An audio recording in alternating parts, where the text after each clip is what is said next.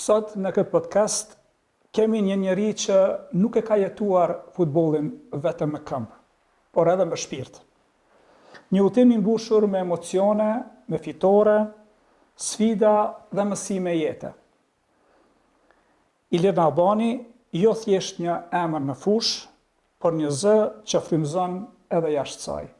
Ilir, mirë se erdhe në podcast. Faleminderit për ftesën. Ju është shumë suksese për emisionin që po bëni për çdo. Faleminderit shumë. Sigurisht ky nuk është agjerimi i parë. Në fakt, urime festa Ramazanit, veçanëse se je për herë të parë në emision edhe nuk kemi pa tash sa kohë urime festa. Edhe ju vjen ashtu. Që sa kohë agjeron Ramazanin? Atë kujtohet Ramazani i parë që e ke agjeruar ndoshta, edhe pse mundet me qenë shumë vite më herët. Fillimisht falënderimin të kanë Allahut për çdo zën që kemë arrit në jetë dhe sigurisht edhe për agjerimin që na ka mundsuar këtë Ramazan, jemi bashkë me agjerues të tjerë dhe na ka mundsuar dhe na ka lehtësuar gjithashtu që të agjerojmë dhe mos të ndjejmë fare. Megjithatë, që sa vjet nuk e mundi me mbajt mend, do të 15 vite, sigurisht kur kam qenë futbollist aktiv, nuk kam pas shumë të mundësi të agjerojmë plotësisht, sepse kemi pasur shumë sfida në jetë, edhe kur të përballesh me njerëz që nuk e din fenë islame dhe ke bëjt punë me ata që s'u njohin islamin, që është një përgjegjësi tjetër për ty si person dhe karshi tyne, sepse thjesht një president kur nuk ta kupton fenë, atëherë gjobit në këtë rast. Kam pas shumë raste dhe na ka gjobit. Megjithatë, ajo është e kaluar dhe i kemi kompenzuar në mënyrë më të mirë. Okej, le të kthehemi pas në kohë. Cili është momenti kur ndjeve për herë të parë se futbolli nuk është thjesht lojë, po për ty është një jetë? Një kalume shumë e madhe për mua edhe për gjithë kolegët, megjithatë këtë rast që është nga fëmijëria, do të thotë moshën e hershme 6 vjet, kem filluar të mirë me sportin dhe trashëgimia e familjes.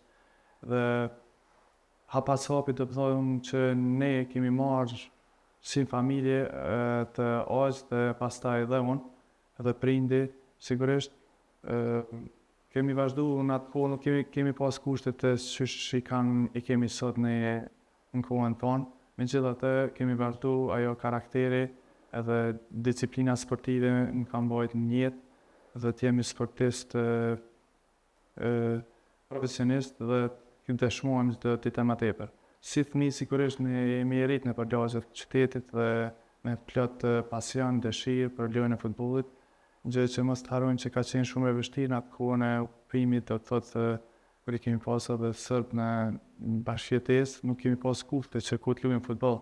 Megjithatë dëshira e madhe ka qenë për ne si lagje këtu si këto të koshar kam park, në gjimnaze, këto vendet 8 mars se i kemi zhvilluar, ne si fëmijë kemi luajtur turnire ku ta ditë. Megjithatë, më ka harroj atë momentin që një klub ka qenë në atë kohë dhe profesori Ndjerë Gjabzeka, të thotë hapat e para aty i ka marrë në shkollë, dhe thotë në park më ishin stërvitjet, dhe kështu gradualisht do vetë të kaluar dhe ne duke u rrit, duke u avancu ka ona teknike dhe kështu me radhë. Mbas një kohë një 3 vite, ne emigruam në Suedi bashkë me familje, ku qëndruam aty afër një vit e gjys, dhe aty u avancova goxha shumë dhe mora hapa prapë më të mëdha, si në futboll. Kështu që aty ka qenë një hap shumë i rëndësishëm edhe për mua, po ke një fakt shumë interesant që ne u duk më këthy prapë në Kosovë, ata të klubit në Suedina i thëshin prindve që djali duhet me nejtë pa tjetër për mu avancu që kam po potencialin tem. Megjithatë, unë isha në atë kujeri, në 9 vjeç edhe 10, mos ka bofsha, edhe prind nuk më lanë, të jem atje vetëm, sepse deshin që fëmija i tyre të humbë. Jo në humbë në atë aspektin, po si fëmijë dhe rritesh vetë, që nuk pranuan dhe u ktheva. Kjo është një farë përmbledhje shkurt sa i përket deri në moshën 10 vjet, pastaj vazhduam prapë domethënë me klubin e Vesës deri para luftës, domethënë luftë u shkputëm kur u kthym brapa, do të thotë kemi vazhduar të thotë si ri, moshën 15 vjeçare, do të thotë kemi vazhduar këtu edhe do të ka qenë një periudhë shumë, më kujtohet viti 2000 ka qenë ajo periudha ku nuk kishim pajisje sportive, nuk kishim asgjë, do të thotë me mund dhe sakrificë dhe nuk u dorëzova. Nuk u dorëzova sepse desha që potencialin e kam dhe duhet të vazhdoj.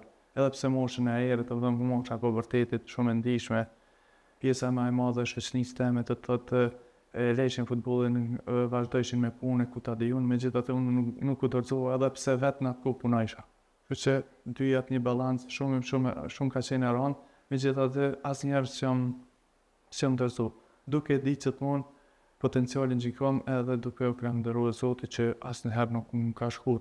Edhe për kundër vështirësive që kemi pas me njerëz, me trajnerë, ku ta diun, megjithatë s'kam më dorëzuar këtë profesion. Jo këto, po nëse Në absolutisht. Vrejta kur e përmende klubin futbollistik Besa, ndjeve një farë lloj emocione, një farë lloj nostalgjie. Çka të kujton ky klub? Realisht edhe pse ka filluar, është rifunksionalizuar, megjithatë Besa e hershme mbetet Besa e hershme. Është shumë e vërtetë, do të thotë që Besa e PES është një emblem i madh në Kosovë. Ju e dini që secili fëmijë e ka pasur undër të luajë për Besë. Edhe për duke u nisë nga gjenerata deri tek ekipi i parë. Unë shpesh ju them edhe tek moshët e mia, do të thotë edhe fëmijëve të vegjël, që synimi juaj duhet me marrë pasojë, s'ka rëndësi në cilën shkollë apo çka do të bësh. Synimi është me luajtë në Besë. Edhe kjo që është, edhe këto në zyrtarëve të klubit tash që i kam përgëzuar për punën që po bëjnë, secili fëmijë joni që rritet do të thotë ka me pas një pikë synim Besa. Edhe unë në atë kohë, do të thotë Besa e PES ka qenë ëndër. Secila ëndër të vënë me bo realitet. Kemi punu, veç ai klub ka qenë mas Shqiponja dhe domethënë që kanë qenë Dardania, kanë qenë këto, po Besa domethënë ka qenë pikë synimi i secilit futbollist. Megjithatë ja kam arrit të futem që është në moshën 16 vjeçare, të futem tek ekipi i parë dhe të mos ndalojmë më deri tek sa kam dalë jashtë shtetit. Kështu që është një ndjenjë shumë e mirë, shumë domethënë po kontribon për qytetin tënd, aty formohesh si futbollist, edhe unë shpesh ju them po bjen fjala prap, edhe fëmijëve ju them, unë nuk kam lind në Angli. Unë më koni PES, shto e kom shpinë afër, domethënë BES, prej këtu jam shit në Hungari, domethënë kontratën profesionale të parë kam nga Besa në Hungari, do të thotë që ka qenë periudha më e vështirë atëherë sepse nuk kemi qenë as pranuar as në UEFA, as FIFA, do të thotë kjo ka qenë periudha u duhet më regjistru si një lojtar i jashtëm për më luajti në kampionat bullgares në atë kohë. Po thorim ka qenë mjaft periudhë e vështirë. Megjithatë unë prej Besës kam kaluar në Hungari që kam firmuar kontratë 2 vite gjysmë. Kjo ka qenë një sukses shumë i madh për mua, edhe kështu që kjo është. Çka na kujton nga kjo periudhë e Hungarisë, sepse në atë kohë përmendë vetë nuk ka qenë e lehtë të përtosh. Nuk ka qenë e lehtë sepse ju e dini që futbolli ka pasur vështirësi shumë të mëdha. Ne nuk kishim fusha, megjithatë fusha ishte, po fusha kështu sportive tamam me lujt nuk ka qenë. Derisa edhe në kurse donator, megjithatë edhe presidenti atë kohë ka qenë Agim Elshani, do të thotë që ka jep maksimumin, ka jep gjitha për me avancu. Edhe kushtet e mira, u bënen kushtet e mira dhe ne filluam të fitojmë të bëhem kampion që është me atë grup që kena pas lojtarëve. U bënem kampion 2 vite dhe unë si futbollist e pash që po fitojmë dhe nuk po shkojmë kërka diku tjetër. Fito ku bënen një ceremoni edhe filloja sezonet prapë njëjtë. Unë si i lirë nuk e pash veten aty, kisha qef hala ma shumë. Kjo është ideja që mund ka bo mundi ma krenar për veten time. Pse? Të thotë me paraqitit e mia që kam pasi futbollist, kam shënu gola, kam asistu, kisha e cëri pozitive. Dhe në fund, në thiri komentarja, sa atëherë s'ka pas të grupunshat, komentarja që është tash u 15 deri tek unë i stenishat, atëherë në qëse jetë i pranun të aja, jetë e aja, në qëse si e hiq. Dhe të kjo ka qenë ajo një par motivi i shtesë për mu që këm ka thirë komentarja atë, kam pas paraqitje mjaft të mira atje, merrshim pjesë edhe pse nuk ishim të pranuar, luajshim me shtetet ndryshme si në Turqi, si me kundër Arabisë, kemi pas ndeshje me Çiprun e kështu me Romës të përmendit, po kemi pas një motiv shtesë për mua. Gjë që e pashë unë duhet me lëviz. Kjo ka qenë pika kryesore. E dyta do të thotë kur isha në prova, kam qenë edhe 4 muaj kam qenë në Vallarenga, të thotë në Norvegjin, vitin 2004, para se me shku në Hungarik, po është që të thotë duhet punë shumë. Për me dash me luajtë si futbollisti i Kosovës, jashtë shtetit, duhet shumë punë e madhe. Gjë që e fokusova edhe veten te puna. Çka bona? Kom bo një praktik, 3 herë në ditë me ushtru vetë personalisht, në qoftë se ti dënë mu avancu me luajtë, sepse po është realitetin se çka kërkohet atje, edhe çka duhet ti si futbollist për me arrit një kontratë shumë vjeçare. Kam fillu 3 herë në ditë, edhe pse punoj isha sakrificë shumë e madhe, kështu me radhë, do të thotë kam fillu të mirem mëngjes. Prej orës 7 deri në ora 8:30 stërvitje, në park. Prej 9 deri në 12:30 punojsha, në 2 deri në 4 stërvitje me bez, edhe në palestër shkojsha mbrëmje. Domethënë 3 stërvitje unë i kom bo me sakrificë ditore, plus shkolla mos të harroj, që më thënë sakrificë shumë e madhe. Kështu që nëse don një njeri për me pas sukses, atë kjo është rruga e vetme stërvitit. Për ndryshe, vetëm janë fjalë kota. Mund me thënë kështu sepse unë du me luajt atë, unë du me luajt këto, është problem shumë i madh. Nëse ti nuk e jap hakin stërvitjes atëra, edhe zoti sta hup mundin. Këtë ritëm, këtë disciplinë sot më duket, po them, një pjesë e konsiderueshme nuk e praktikojnë. 3 herë në ditë, fakt stërvitje, çfarë ke bën, nuk e bojnë. Nuk e bojnë. Edhe po mendoj kjo është problemi pastaj pse zakonisht lojtarët që shkojnë nga Kosova apo tentojnë nga Kosova arenën ndërkombëtare e kanë mungesën e kondicionit. Përgatitje fizike. Përgatitjen fizike. Është kjo problemi konkretisht. Problemi konkretisht është shumë i recekët, do të thotë që tash në këto moshat e reja, domethënë prej moshës 15 deri në moshën 19, domethënë kjo periudhë është ku edhe futbollisti më i mirë pelën edhe futbollin. Pse si rezultate mos arritje suksesit ai që po kërkon më një herë. Është shumë problematike që të kërkohet suksesi me një herë nëse ti nuk ja ke bojë zmetin, atë fjalën popullore që nuk i dal më stërvit vet, jashtë klubit. Ta mendojnë futbollistat sot që vetëm me klub mjafton një orë gjysmë edhe të jenë rregull. Është e pamjaftueshme sepse ne fillimisht ne kemi probleme me pushimin, ushqyeshmërinë e rregullt edhe disiplina sportive. Kjo është shumë këtë gjë që këta nuk po mundin me përballu. Kur unë një futbollistit i them, ta jepi orarin komplet, çka ki imprez, çysh zgjohesh nga gjumi deri në mbrëmje, i duket çfarë është kjo, domethënë letër e madhe, është problem.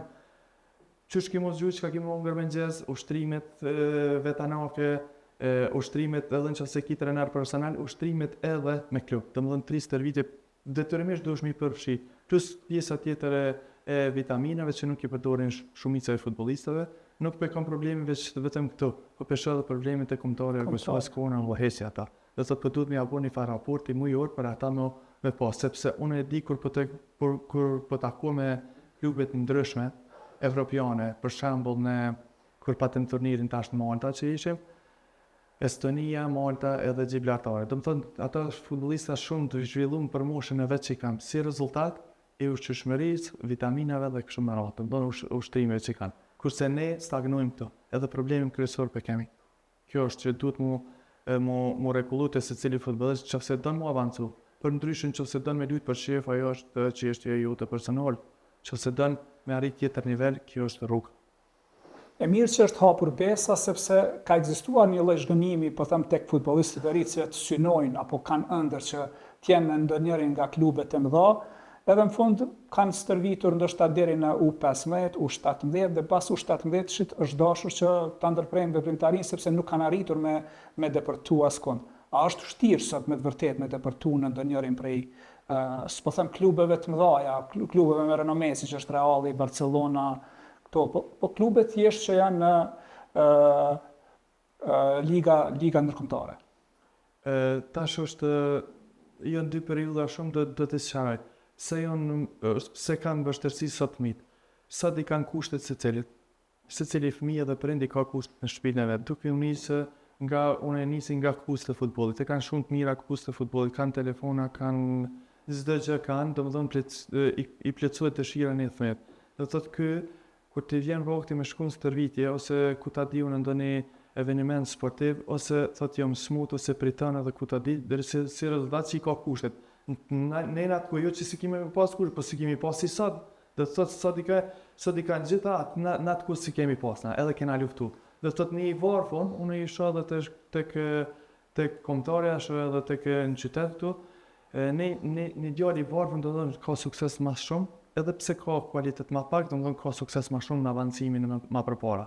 Një fakt interesant është Bernard Berisha, kur luan tash në Rusi, do të thonë veç një sqarim shumë të vogël, nuk i ka pas kutet hiç, buk s'ka pas më humbur, po folim kështu pse s'ka pas buk më humbur, ja tash çfarë periudhe ka arrit, ka fitu kombëtarën, luan në Rusi, do të thonë ka kontrata marrë mend se do të thotë që prej Kurçkovit ka arrit, kurse djemtë të qytetit unë i thëmë, do thotë nuk e dojnë këtë presionën fizik, do të me pas edhe karakter, do të me pas vazhdueshmëri të servitjeve, do të thonë po unë, do të thonë kur po mrin te kjo mosha shumë mirë për mend prej moshës 15 deri në 90, tu po zaknojmë pse kualitet kanë, po nuk kanë karakter. Dorëzohen me njerë, a kështu po duka trenera, po kështu duhet pra se ndryshe nuk mundesh ti. Vjen periudha tjetër ku e ceket tek besa e pes. Ne secila shkollë e futbollit qytetin tonë edhe në Kosovë e synon klubin e qytetit ku e ka më të madh. Edhe pse kjo besë me gjitha problemet unë i kom përgësu edhe këta njerëz që po japin maksimumin për këtë besë. Është mënyra më e mirë që ti më fokusu këtu. Pse? Prej besës lëviz, shkom lëviz në lëviz edhe kush tjetër. Dhe kjo është periudha. Ka edhe tjera mënyra qysh. Po unë i them shumë, kena kolegë edhe në Prishtinë, nëse ti do me studiu edhe në Prishtinë, ata gjejmë edhe një klub në Prishtinë edhe atje, do të thonë veç mos e le. Do të këtu shkënjimi është edhe ajo faza ku edhe fëmijët mu po më dështojnë në çet periudhë. Aty prej nesëve më me thonë një 10 mundin me pështu që vazhdojnë 90% të thonë 90 lojtar mbin poshtë sepse nuk e përballojnë presionin që ata mundin me avancu. Po është një fenomen tjetër që thuhet se zakonisht ata që duhet me depërtu, patjetër se duhet me pas një menaxher. Sepse ata janë faktikisht në farë kontakti kanë me klubet e jashtme, kanë lidhjet e tyre cila shfrytëzona. Është kjo që patjetër duhet me qenë një menaxher i cili të orienton, sepse kemi disa raste nga peja që arritën spaku në përgatitje të caktuara apo në për si të them vizita ku ata kanë mundësi ta japin performancën e tyre, t'i shohin, të përtojnë në klubet mëdha. Po, patjetër është e domosdoshme që të jetë një menaxher që ty të udhëheq, domethënë të gjatë karrierës tonë sportive. Është patjetër shumë është e mirë nëse ti takohesh me atë person. Megjithatë edhe nëse s'takohesh, nëse je lojtar i mirë nuk ta hup mundin kërkush, sepse ti pikin ndeshje çdo herë xhirume. Domethënë, po du me ndërlidhje veç një minutë sepse kamerat po në çdo ndeshje në atë kohën tonë. Unë kur o duf me dëshmu veten, o duf me shku në Prishtinë me marrë në RTK, për kaseta a CD-ja, s'ka pas kaset, një kaset në KTV, një kaset në RTK, një kështu me radhë, mi ble me pare të mija, për me boni një 5 minutë prej 10 ndeshjeve të mija. Kurse tash, të ki Facebookin direkt, të ki live e shet dikuj jashtë, të më nuk hargjën kohë të këtu. E dyta, i ki do më thonë ato pak minutajat që mund është mi bo edhe në TikTok, a ku ta di unë do më thonë si video me bo të 5 minutë shtonë që fse lume edhe grumoshat nuk po flas të grumoshat e madhore, dhe të këto grumoshat e reja që mund është me bo një video 5 minutë që ti mund është me dëshmu vetit të një menaxher. A i të shet, do më thonë se shiet edhe vjen vetë shet të live, shet fizikisht ty çfarë performance ki, do më thonë bo puna shumë e letë, vetëm tash futbollistat nuk e kanë apet po thënë ta i karakteri që po më ndërsohen shumë ditë. Do kthehemi pak tek pjesa jote, sepse folëm për grupmoshat e reja, për ata që dëshirojnë me lujt futboll. Pak mirësisht është shumë pozitive që ka tri cilët ja synojnë sportin. Arritën apo nuk arritën në sport është e mirë sepse sporti të largon nga rrugë të këqija. Absolutisht po. Mirë po isha kthyer prap tek pjesa jote, sepse ju jeni sot këtu edhe për juve dëshirojmë klasim më shumë. Futbolli është e vërtet që t'jap gjithçka, por edhe të merr gjithçka. Kur gjo ta merr kohën, ta merr një pjesë trinis që ndoshta shumica prej jush, cilët keni ushtruar intensivisht, nuk keni arritur që ta keni kënaqësinë, në thonjza, cilën e kanë disa tri. A ka pas momente, po më intereson tërta, momente ku jenë di në fund, që shki arrit me dalë prej gjithë asaj humnere ta quaj, sepse po them nuk është e lehtë me qenë futbollist, aq më tepër futbollist profesionist. Është shumë e vërtet shumë pikë me vend, do të thotë për më marrë me futboll është shumë sakrificë e madhe. Pse? E janë konë dy detaje një që unë kam pas me luan futbollin, po megjithatë nuk e kam luan. Kanë qenë edhe njerëz, më kanë qenë familja që më kanë mbështet, megjithatë edhe vetëm nëse ti vetë dorëzosh, domethënë familja, një javë, 2 herë që edhe ti po dorëzosh komplet. Kështu që vetë duhet me s'mu dorëzu. Ka qenë një periudhë mjaft e vështirë për mua, domethënë ku kam qenë në Norvegji, do të thotë atje ka qenë periudha mjaft e vështirë, se isha vetë, edhe Sa vjeçar ishe? Musha ka qenë musha 19 vjeçare, shumë e re, do të thotë edhe nuk kisha drejt aktivizimin futboll. Ajo më ka penalizuar shumë, domethënë unë veç kam stërvit nuk kisha drejt në zhvillim ndeshjeve, sepse nuk i kisha natë kuleta, do të thotë duke procedura shumë të rënda dhe kom marrë një moment, domethënë gati 6 muaj ditë më shkuan atje kur unë nuk bota aktivizim edhe unë mërzita shumë. Dhe i thash vetë kur do të kthehem në Kosovë do të rrjef futbollin, do të mirë me diçka. Megjithatë, apet ajo ringritja që ka qenë do të thotë të provoj edhe një herë. Kom provu prap në qatë periudhe masi që jam këthy domethënë 6 muaj ditë kanë qenë shumë të vështira për unë, megjithatë ja kom arrit më rikthy edhe fitova në qatë vit kombëtaren dhe prap e fitova kontratën atje që thash edhe më përpara që ata menaxherat nga Hungaria erdhën me po 3 ndeshje, rresht kanë ardhur me po, këtu 2 ndeshje këtu dhe 1 në Prishtinë, domethënë që ka qenë periudha shumë domethënë që jam rikthy. Mas asaj periudhë domethënë ma ofru një kontratë 2 vjet e gjys, edhe shkova prap atje në Hungari, firmosa kontratë dhe lujt atje një vit. 3 muajt e fundit do të thonë nuk kam pas aktivizim të mjaftueshëm, gjë që u mërzita sepse un kam qenë edhe kritik në taj vetes teme, nëse nuk arriti të aktivizohem në 11 e parë, jam në një farë formë kam inat sportiv, që pse unë s'aktivizohem në 11 e parë e më najt rezervë, kështu që nuk e kam pranu kur këto. Gjithmonë kam pas probleme, jo me treneri, po me veten time, gjë që kam shkaktuar dhe edhe pa knacitet e treneri, do të thonë çdo herë kam qenë në zyrë të ajt për këtë pjesë. Kështu që 2 periudha do të thotë edhe te kjo periudha e 3 muajt të fundit, domethënë në Hungari nuk kam pas aktivizim mjaftueshëm sa unë dëshiroj dhe jam kthy do të thotë prap gjë që kam marrë një ofertë tjetër që kam lëvizë në Elbasan atë vitin 2006. Kam lëvizë në Elbasan, ma kam ofruar një kontratë një vit e gjys dhe thonë jam shku direkt, jam shku atje. Kjo ka qenë periudha të thotë që ka qenë mjaft e vështirë. Sa i përket pjesës tjetër, a jeton një futbollist? Nuk jeton me plot timin e fjalës. Shokët e mi kanë ditë pejën krejt, unë në atë kusë kom ditë. Pse? Që më dalë. Nuk jam dalë sepse nuk kam pas mundësi. Lodhja maksimale, puna që kam bërë shkolla, domethënë 3 sene. Kur vike ora 8, unë veç isha të vërtetë se duke nesër me dalë prapë mëngjes. Kështu që kjo ka qenë ajo periudha. Më vetë që në shokë pse s'del ti me neve kur që hajte se nuk ka lidhje futboll, domethënë i kom në shkalu tonat për me arrit këtë suksesin që kam pasur. Cila është ndeshja që sa herë që e përmend, sa herë që kujton, ta zgjon një lloj emocioni të veçantë? Ndeshje ka plot ndeshje. Ku edhe ti ndoshta ki pas paraqitje të mirë. Bukur. Paraqitja më e mira ka qenë, do të thotë këtu ndeshjet patjetër që duhet mi cek ndeshjet me Prishtinën kur i zhvilloi Shimpej, kur i kom shënu golat vendimtare, gjë që ka qenë një emocion shumë i madh për mua, sa isha pa dalë jashtë shtetit. Megjithatë kur dola jashtë shtetit, atëherë ishte diçka krejt ndryshe, sepse shet diçka ndryshe, shet profesionalizëm, shet gjitha, do të thotë po të flas gjithmonë në atë kohën e kemi për jetuar të vështirësitë tona. Megjithatë ndeshjet këto që mi japin emocion janë ndeshjet e kombëtarës, se gjithmonë kur kemi luajtur në Prishtinë, kur kemi luajtur jashtë shtetit me edhe pse gjithmonë po flas kur ne nuk kemi kont pranon, e kemi ndije atë përgjegjësinë për kombëtarën që ne me zhvillu. Ndeshjet më të bukura, më të mira dhe merr maksimumin për kombëtarë.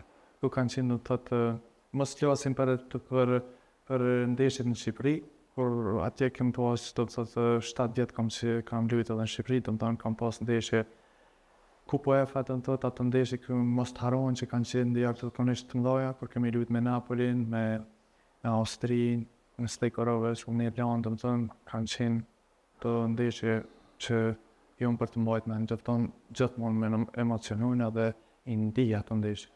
Është më e vështirë të jesh në fushë në rolin e trenerit. Cila prej këtyre është më e vështirë dhe cila më tepër krijon emocion? Dyja janë të ndomas, megjithatë është puna e trenerit më e lëshme. sepse i ka përgjegjësitë më të mëdha, i edukator tek grup moshat edhe tek ekipi i parë, i edukator, do të thotë duhesh që nga zero të orientosh fëmijët se si të vrapojnë, të pasojnë elementet bazë teknike kështu me radhë. Do të thonë tek pjesa kur ti je futbollisti është tjetër çështje se e përgatit veten tënde psikikisht, ki ndeshje me një ekip caktuar edhe jep maksimumin për veten tënde. Fitove është emocion shumë i mirë, e humbe, do të thonë humb krejt ekipi. Kush i han pasojat i han trajnerit, do të thonë është apo të dalin të puna e trajnerit që të marrun. Kështu që puna personale që ty takon kur je futbollist do të me maksimum 90 minuta me fitu ekipi yt, do të thotë edhe je i gëzuar. Qofse do të thonë pasojat e me trajnerit ti shkon shpejt, e kalon çati apo në loja tjetër edhe kështu me radhë. Kurse pjesa e trajnerit i ka bërë përgjegjësinë më të madhe. Si ndërtohet një ekip, jo me lojtar të mirë, por me karakter të fortë? Kauna e klubit do të thotë po futem tek grup mosha me gjithë masi që punoj tek edhe grup moshat, po edhe dal tek edhe tek ekipi i parë, po të njëjtin kuaz dhe kombëtarja. Tek grup moshat e re do të thotë shihet cilësia më një herë dhe ndërtohet ekipi nëpërmes cilësisë. Edhe pse ki shumë futbollista, ata cilësor e i doni në grup edhe punon me ata më intensivisht edhe e din që kanë kryer kampionat. Tek grup mosha unë 11, 13, 15 kështu me radhë. Kurse tek ekipi i parë do të thotë është një tjetër çështje si trajner ti për me ndërtu një ekip. Janë varet këtu tash edhe tek gjendja financiare në klubit, nëse ka gjendje financiare të mirë, atëherë ki drejt me marrë futbollista që më të mirë se e paguën edhe të jenë lojtarë mirë. Nëse ki pak, domethënë këtë varet këtë balanci financiar. Nëse ki ski is, domethënë ki do të thotë se ti duhesh më mundu që të krijosh një ekip, po është e shumë e vështirë. Megjithatë, këtë varet prej kana financiare, sepse tash futbolli është ju e dini që futbolli është tash si të thamë një bunari pashtershëm që ti duhesh me investu edhe ton kun duhesh veç me investu me gjetë investitor edhe për me pagu futbollista cilësor, për nëse do me pas sukses, për ndryshe aty jetë. A ka raste kur e shikon një ndeshje, qoftë kombëtares, qoftë në një ndeshje ku je si udhëhes si trajner edhe thush, sikurse ti shon këto momente unë në fushë. Ka raste shumë, megjithatë kur ti e din që mundesh me maksimumin në fushë e nuk e jep, domethënë dallohet futbollisti. Edhe ti e dallon të raste. Jo gjithmonë futbollistët e meritojnë ato paga që i marrin sot për flas në euro. Nuk e meritojnë, megjithatë kanë pas fatin, kanë dëshmuar disa sekuenca ndeshje dhe kanë fituar kontratë marrëmendse. Kështu që do futbollistë që për një me vlerësohen shumë nuk kanë kontratë, domethënë janë një klub ose në fund përfundojnë edhe luajnë futbollin këtë. Domethënë kjo është edhe punë fati që shumë mirë e the edhe menaxheri këtu luajnë një rol shumë të rëndësishëm nëse ki menaxherin e shumë të kujdesshëm edhe ty të din se ki kvalitet, ai nuk do zohet kur domethënë çdo herë çan hapat sigurt edhe për ti me arrit ato çka dëshiron. Një pyetje për zgjedhëse. Në mes Gjakës, mes Shaqirit, mes Zhegrovës edhe Rashicës. Kanë të përzirë. Pozicionet nështë ai kanë ndryshme, mirë po për ty si performues më mirë, si disciplinum nështë në fush, si talent janë gjithë, mirë po të cilin e përzirëti? Përzirët janë për mu të katët jonë, po tash po du me klasifiku pse. Granit Gjaka do të thotë për mu më lërë përshtypje se ka një karakter dhe ka një udhëheqje jashtër zakonisht që gjë edhe shihet në fushaj. Pjesa tjetër e Gjerdan Shaqirit është një pozitë tjetër ku luan ai. Emilia Rashica do të thotë pozitë tjetër edhe tash duke u formuar sepse këta janë tri, domethënë Rashica dhe Zhegrova janë në hapat fillestare domethënë për zhvillimin e karrierës. Kështu që për këtyre të katër dhe përzgjedhë Gjakën që është edhe në formën jetësore. Kur në një ditë ndoshta nuk do të jesh në fushë, por as trajner, si çfarë dëshiron të kujtoj njerëzit? Si njeri sinqert që kam punu gjithmonë, kam punu me sinqeritet, jam punu njerëzit të ndihmoj edhe pse vështirësitë në jetë ka gjithmonë, kështu që këshilla ime është gjithmonë me ndihmu njerëzit. Kjo është gjithmonë. Nëse jeta do të ishte një ndeshje futbolli, si do ta përshkruaje veten? sulmues, mesfushor, mbrojtës apo trajneri vetvetes? Mesfushor dhe trajneri vetvetes, sepse zakonisht mesfushorët janë më fleksibil, shohin më janë larg pams. Jo pse edhe pjesa tjetër e ekipit nuk është, po është vetë instikti i mesfushës, do të thonë që ki të bëj me gjithmonë je në kontakt me topin edhe je fleksibil, kështu që dyja thu. Edhe jetën e ki, mendon, jeta ndryshimet jetësore mundesh mi bëth fleksibile, mi ndryshu. Sepse është fjala për jetën, nëse jeta do t'ishte një ndeshje futbolli, kjo fjala. Nëse jeta e jote do t'ishte një ndeshje futbolli. E thash edhe më përpara, fleksibil. Do të jesh fleksibil në jetë sepse tash që ka ardhur jeta do thotë duhet të më konë mjaft i përqendruar në detyrat që i bën, edhe të kesh zgjuarësi shumë të madhe, edhe të jesh më korrekt, do thotë kjo është ka mujë me përkufizuar për këtë. Një histori që se ki tregu kur publikisht, a ka ndonjë moment apo ndjenjë që e ke mbajtur gjithmonë për vete, edhe ndoshta tani është momenti me tregu për shikuesit?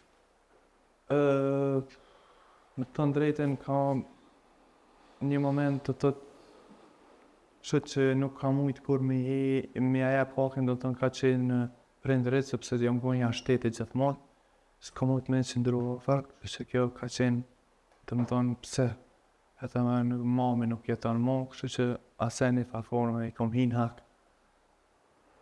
Aja kushton mamit, sepse di që ke qenë shumë e lidhur me mamin, aja kushton një ndeshje, një paraqitje, një fitore, asaj sepse di që prindi është prind, çfarë do moshë qoftë, edhe vështërsitë që i kalon, qoftë me sëmundjen, qoftë me gjëra tjera, prapse çdo gjë që arrim në jetë ja kushton suksesin tënd, kësë lule. Po, sigurisht që po, ajo nuk jeton më me gjithë atë, asaj e krejt sepse ajo ka sakrifikuar për më shumë edhe ma ka bëhet të ndueshme bash. Okej, futbolli është pasion, por çfarë emocioni tjetër t'jap futbolli jashtë fushës? Për mua është shumë e rëndësishme do të thënë futbollit, çka më jep, do të thonë më jep disiplinë, më jep mësim, do të thonë më jep gjitha, do të thotë se sigurt ti edukoj fëmijët në ditën e sodit sepse kanë shumë nevojë fëmijët të edukohen në mënyrë sportive, në mënyrën e edukimit, si të socializohen, si të bojnë shoqërinë, të më thonë sepse është një jetë shumë e vështirë, edhe unë mendoj që ne jemi ata që duhet me bëjmë ndryshimin, duhet të kualifikohemi me licencime, me edukim, si vetë trajner edhe të edukojmë edhe fëmijët. Çfarë bën i lirë kur nuk je në stadium, nuk je në stërvitje, nuk je me ekipin, cila është ajo rutina jote zakonisht? Kur nuk je i angazhuar me këto 3 gjëra. Rutina jeme e përditshme do të thotë qysh faleminderit Zotit që na ka fal musliman dhe praktikues festë, do të thotë qysh mëngjes falim me sabajnë në xhami caktuar me edhe të ndryshme. Pastaj zgjuar mëngjes do të thotë kemi me kolegë të pijmë kafe tu në kafe caktuar. Më bëjmë gati para se me shku në stërvitje, thejmë prej stërvitjes do të thotë ato gjona ditore, praktikimi namazit drekës, me familje dalim kur kemi kohë, pas dite vjen një kohë caktuar tjetër e stërvitjes, deri mbas dite, e këtu më radhë më deri në mramje, të i përkufizu gjitha.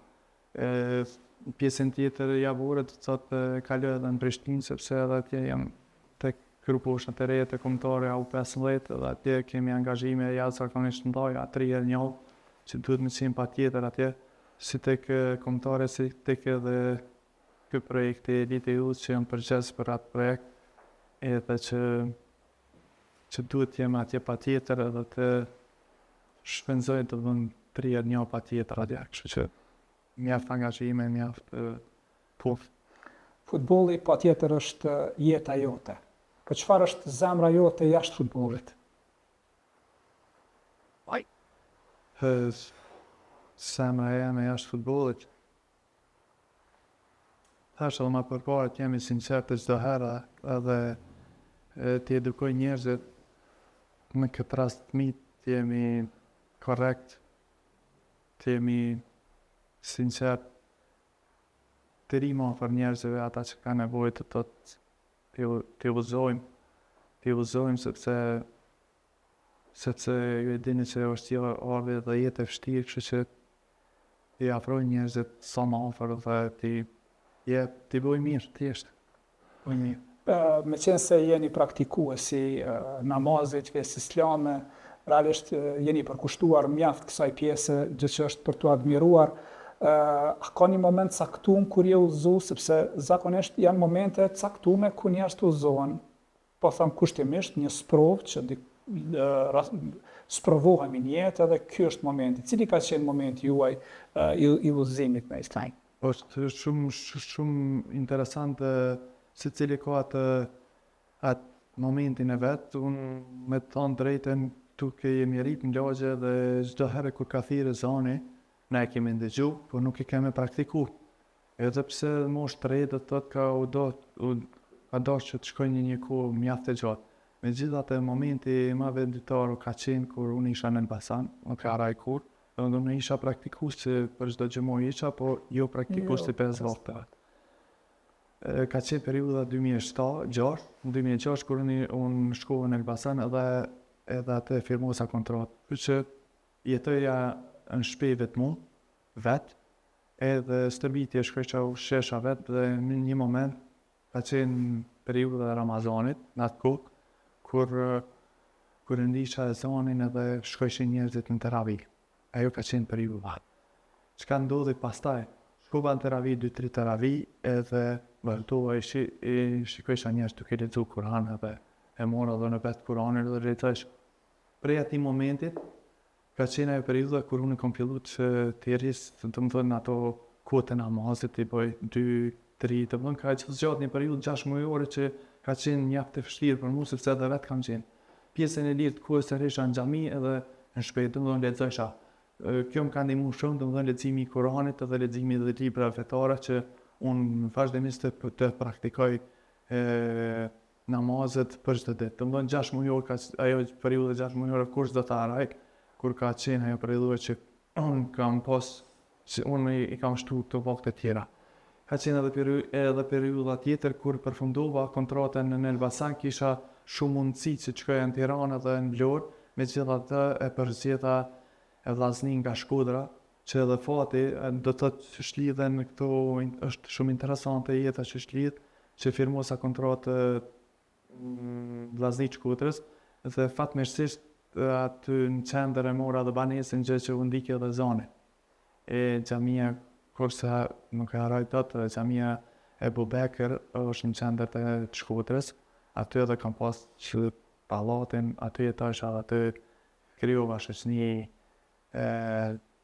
vllazën atje në Hamaslijet, e kështu që fillova domethënë prej vitin 2008 domethënë komplet kam filluar që të jem me 5 kohë namaz. Ka qenë periudhë. Po kushtimisht tralla ju në ato raste kur fillohet apo udhëzohesh them me namaz pa pas të një sprovë, por pas kur në familje praktikohet nga të parët, nga prindrit e kështu me radhë. Tek ju si duket ka qenë vetmia një lloj sprove ku ti ke filluar me namazin. A mund ta cilësosh ashtu? Po, ajo ka qenë domethënë unë tash më përpara domethënë vetmia edhe libri Kuranit, domethënë Kurani që ka qenë që ajo unë të jemi të edukuar, të marr mësime dhe sigurisht edhe mos harrojmë edhe dersa që kom përcjellë 3 herë deri në 4 herë në javë kanë qenë dersa sepse kur i vetëm ski çka bën. Jashtë domethënë periudhës së sportit, kur e kishin për shembull mëngjes edhe pasdite edhe përfundoj këtë. Domethënë çka më bëu mbrëmje, domethënë shkojshin test me vllazë musliman që ishin atje, edhe për çdo ato kanë qenë të fort frymëzim për mua. Nëse një djalosh i ri, një talent, një futbollist, një lojtar i ri, një djalosh i klubit, ku ta diun vjen edhe të afrohet dhe thotë, dua të bëhem si ti. Çfarë i thosh? Çfarë do t'i thoje? Po, nuk është problem, edhe secili ka atë lojtarin që të preferuar, që ka çif më bëu se ai, megjithatë shumë këshilla duhet më dhon ato që i falem prej fillimit të misionit dhe deri në fund, domethënë ka shumë këshilla, duhet sfora edukimit, të jetë baza edukimit, të jetë fleksibil dhe të jetë i përgjithshëm për punën që të bën. Nëse don me arrit për shembull diçka në jetë, atëherë duhet të këto janë kushtet. Këto janë kushtet. Nëse don me bëu futbollist i mirë, këto janë kushtet të duhesh m'ia tregu. Edhe pse është pak e vështirë, duhesh m'ia tregu realitetin se për ndryshe është shumë problem. Futbolli është lojë, po kur luhet me zemër, bëhet jetë. Ilir, faleminderit shumë për këtë rrëfim që ndodhe me neve. Ishte kënaqësi sot ju kemi në këtë epizod të radhës podcast. Unë të uroj gjitha të mirat ty dhe familjes tënde, jetë private, sepse ke dy djemë cilët realisht e gëzojnë një kulturë, një disciplinë, cilën e kanë trashëguar nga prindrit, nga ju dhe nga bashkëshortja. Ju dëshiroj juve gjitha të mirat, fëmijëve t'juj, grup moshave cilët i ushtron edhe prej cilëve mundohesh çdo ditë më tepër të arrijnë, të depërtojnë suksese në jetë në çdo fushë, gjithçka që je duke bërë dhe je duke kontribuar për këtë vend. Faleminderit edhe juve për ftesën edhe për emisionin. Sigurisht që do të munduam që kemi përgjegjësi mjaft të madhe, si në edukim në shkollë, si në edukim tek fëmijët tonë, si në edukim në përgjegjësi, të jemi korrekt me veten tonë, me gjithë njerëzit. Faleminderit shumë. Ilir Albani ishte sonte në podcast, shihemi në episodin e radhës.